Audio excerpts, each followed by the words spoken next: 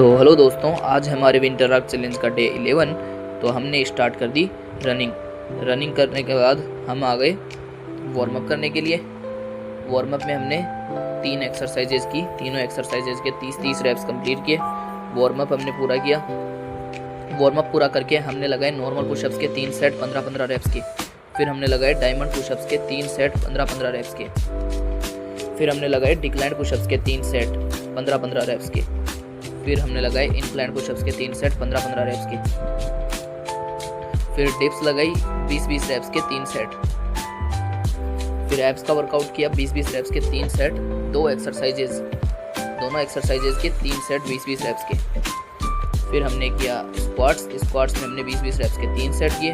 फिर थोड़ी देर मेडिटेशन किया। मेडिटेशन करके हम चल दिए वापस घर की तरफ।